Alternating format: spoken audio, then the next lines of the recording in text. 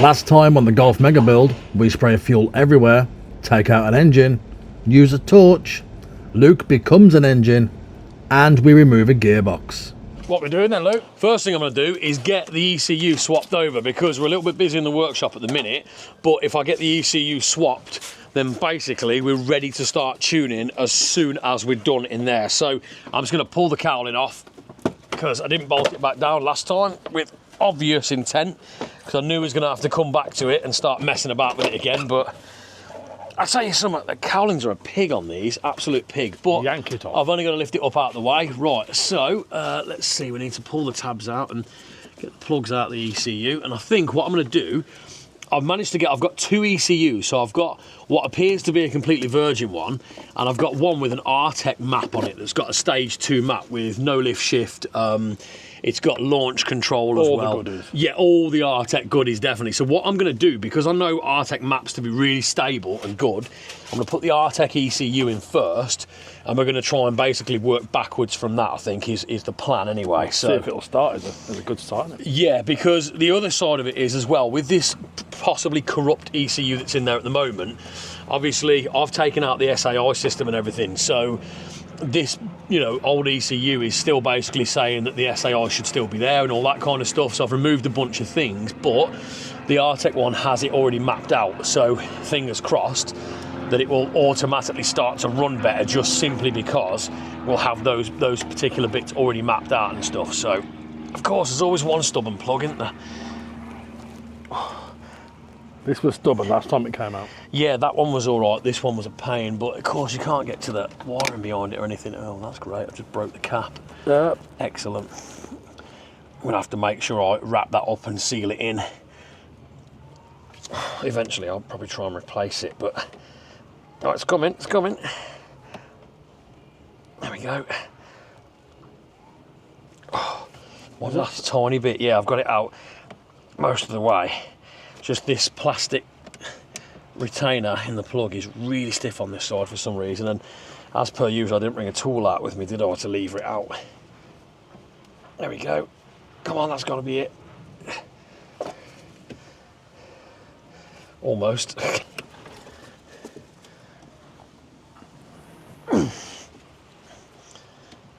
There we go. Right, let's get that bad boy out of there. Has it re-clipped itself back in again? Oh, he kind of did shove it in a good bit last time. Oh, I'm going to have to go and get tools, because they are in well, that's for sure. Oh, hang on. That took both of us last time. Yeah, we were hanging off it, weren't we, to try and get it out. Considering it's only supposed to be slid in and just locked in by the pin. Right, go get the picks and we'll pull it out. Yeah, let's do that. There we go. That's the old, we think, scrap one out, so let's go and get the other one. Left it inside? Yes, because I'm stupid. Oh. Go and get the other one. So what do we think the odds are that this is going to work this time? Because I'm not convinced. There. So many changes at once, I think, has caused more trouble. Now, as we can see, like I said, stage 2 Artec, launch control, no lift shift, SAI delete, and the rear O2 sensors bypassed as well. So all being well, this should be a nice stable base to sort of get it running. Fingers crossed anyway. Hopefully. So, I mean, I'm not going to even go mad putting it back into the housing, because just get it into I just want it back enough so the plugs can go in and worry about it afterwards. There we go, right. Getting out is a pig. Okay, right, we'll plug it back in, and the next, you see, hopefully, we should be trying to fire it up. All right, so last time the problem we had is that we could barely ever get it to actually run. It was filling the balls with fuel, it was spraying out, as you saw from before, so we just, whatever we did, unless we put the really crappy old map on, it just wouldn't run. So we're going to try it now. I bet you any money the battery's flat now, though, because it's just my luck, but we'll see what happens. Right, let's see. Click it, click, click, click, click, click.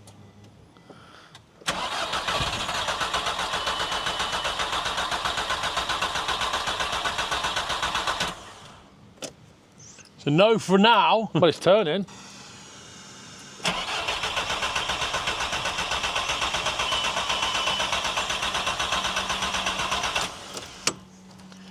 Yeah, I mean, the fuel gauge is showing.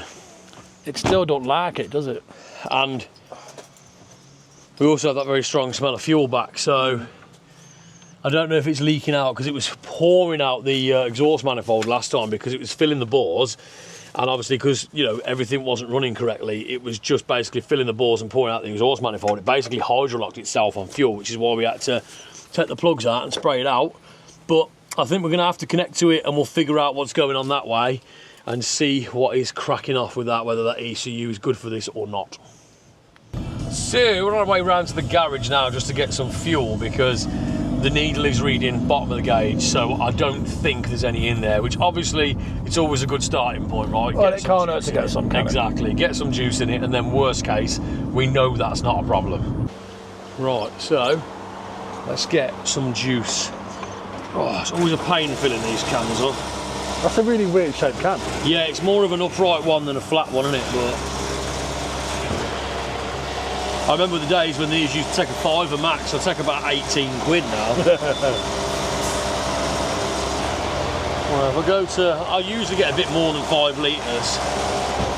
Go to now, they have 5 litres. Oh, there's a good bit of room in that, yeah. Oh, there we go. I'll leave it at that. 5.6, that'll do. What's that, about 35 quid? £7.41. Yes, right, let's go get that paid for. Some juice. Right, now this car was thirsty anyway, and he's going to be even more thirsty with the current upgrades, so I'm not sure how far 5.5 litres is going to get us, but fingers crossed. That's probably because it's all coming out the exhaust manifold. Okay, fine, Dan. I'm right though, aren't I? Yes, you're right, but bugger off. It's all pissing out the exhaust. Oh. I just want to puncture an air hole in the top now, just going to make it go... Glug, glug, glug. It's a problem when it has to burp itself on the way in, and typically it starts pissing down as we get out here to put the fuel in, because it just can't have a bit of luck, can we? No.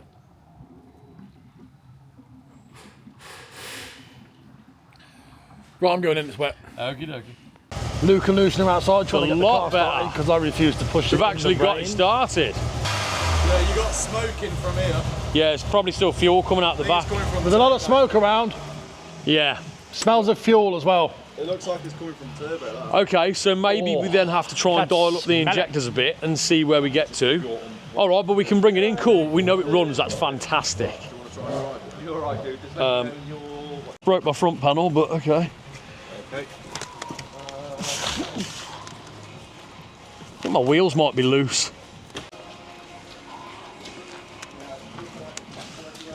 Oh no.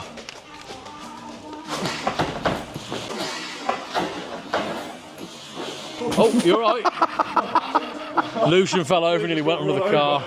The good news, the car runs way, way, way better with this Stage 2 R-Tech ECU in it. However... Well, it runs for a start, doesn't it? Yeah, and it starts every time, which we couldn't get it to do before. So definitely an ECU problem. Now, it's still hammering fuel out and leaking everywhere. So we're thinking that because this ECU is currently only coded for standard, well, it's either stock injectors or like not massively uprated ones. What we're thinking is happening is the injectors are too much for it because it's not coded in. So what we're going to do, we're going to put in the Virgin ECU that we've got, and we have a Stage 3 map coded for the 550 injectors that we can load onto that ECU. So if the problem is with the map, that'll sort it out, and if it's not, we're going to put the standard injectors back in for the time being until we figure out exactly what the problem is. So I'm just unplugging the ECU now. We'll get the other one in.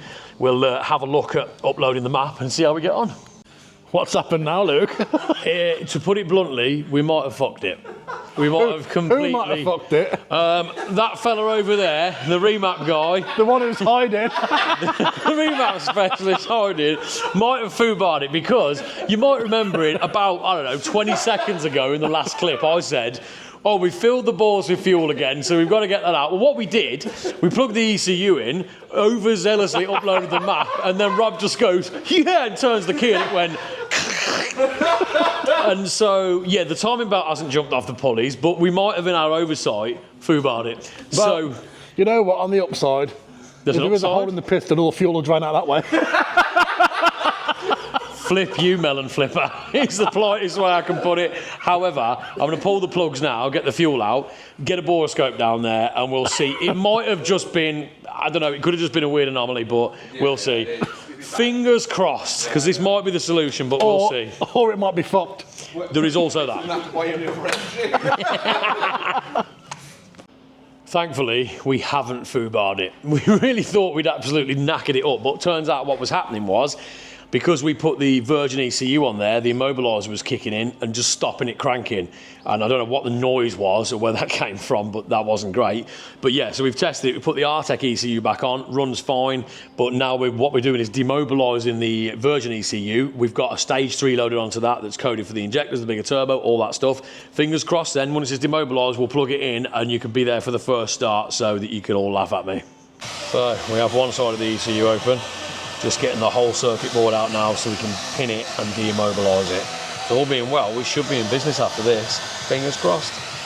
I think it still amazes me to this day that that is the brain of a car that's, you know, capable of controlling all those different sensors and fuel injection and timing and all the rest of it. Easy for you to say. No, clearly isn't though, is it? I just completely can't speak to that. But it just amazes me that that's the brain. It's a printed circuit board with a bunch of stuff on. It's so smart, why is it not running? Shut up, you. Do you reckon we can get one to put in there? A brain? No, fat chance. He weren't born with one. We certainly ain't going to give him one now. So, ECU booted, demobilised and plugged back in. Only thing left to do now is test it and fail again. Let's see. Are you nervous? The problem is now I'm bordering on the side of pessimistic now. I've been optimistic all the way through. And I'm just bordering on the side of just like, is this ever going to fucking work? Well, nothing else worked. Watch this. Well, there is that, I suppose. Now, first challenge, find the key. There we go. Come on, man, let's Right, try it. Luce, I need your eyes to make sure, to check if there's any fuel running out underneath, please. We'll fire. Near fuel pump.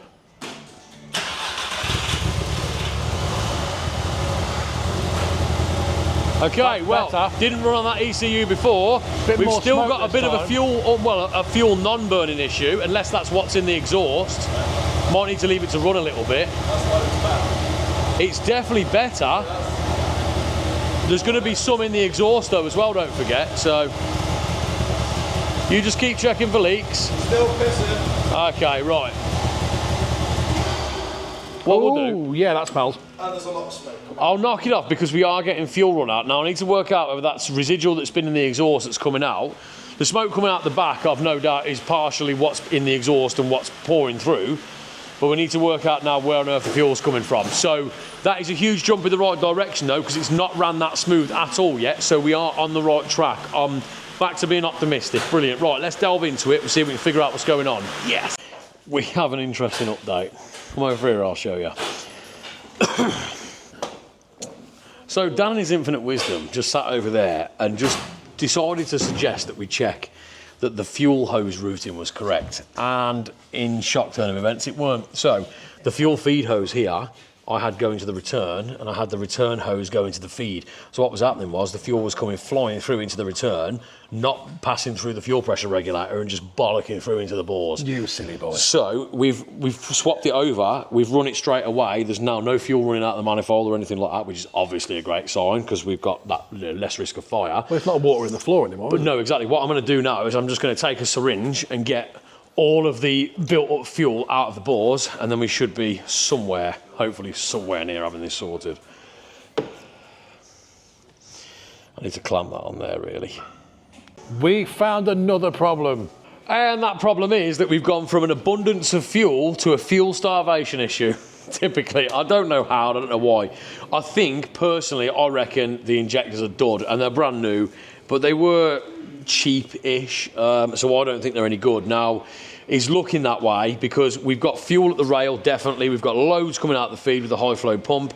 It's just not making it to the injectors, or it's sitting at the injectors and they're not opening and letting it into the cylinders. So when we run it on easy start, it fires up lovely and it purrs properly. Or the pressure reg. Yeah, or possibly the pressure regulator, yes, which is obviously another consideration. But I'm more inclined to think, because that was working and hasn't been changed and the injectors have, that potentially it's down to the injectors. So I think what we're going to do is we're going to switch back to the stock injectors, or I'm going to invest a bit more money and get some Bosch ones, and we'll see where we go from there. But that's going to be it for today's episode. But we've made huge progress. We've figured out that I, like an idiot, piped up the fuel rail wrong in my haste. Moron.